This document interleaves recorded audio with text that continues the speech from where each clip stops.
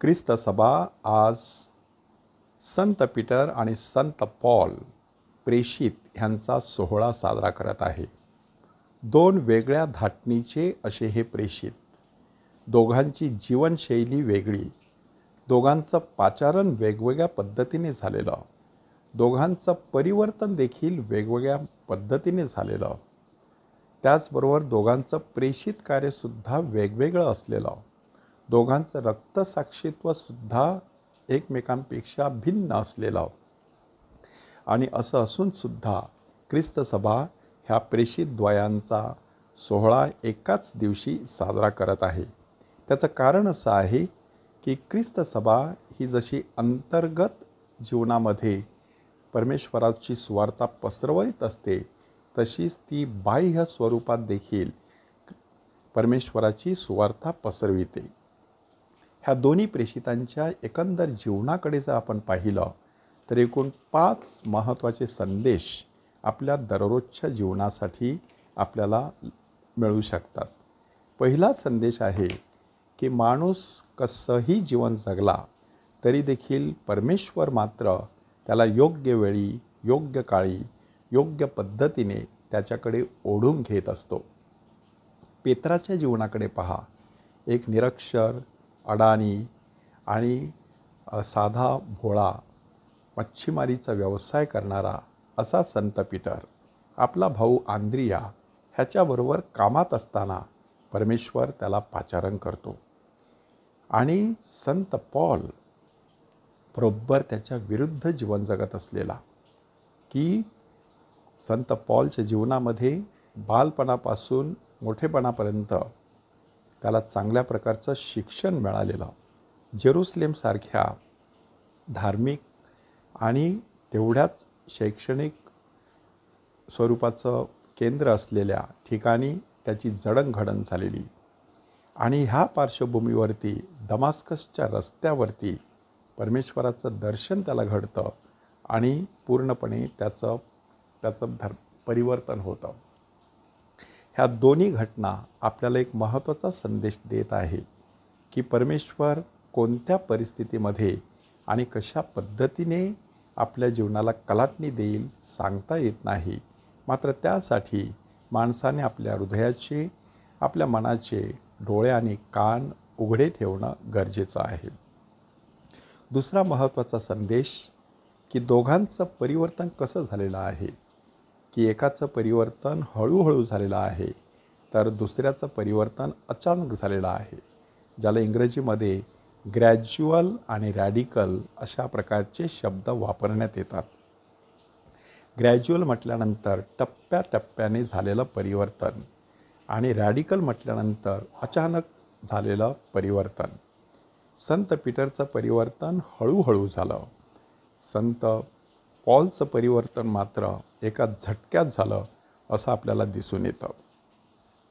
संत पीटरने प्रभू येशू ख्रिस्ताविषयीची साक्ष दिलेली की तो ख्रिस्त जिवंत देवाचा पुत्र आहेस, तशीच साक्ष संत पॉलने देखील आपल्या परिवर्तनानंतर सभास्थानामध्ये जाऊन त्या ठिकाणी दिली की येशू हा देवाचा पुत्र आहे.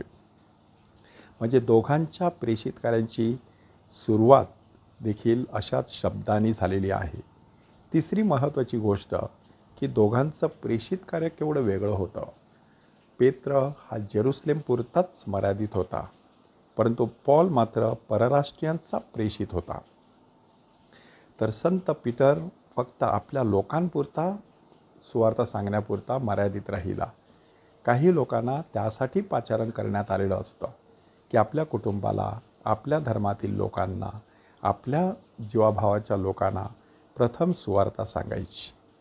परंतु पौलासारखं देखील काहींचं पाचारण असतं की इतरांपर्यंत जाऊन पोहोचायचं.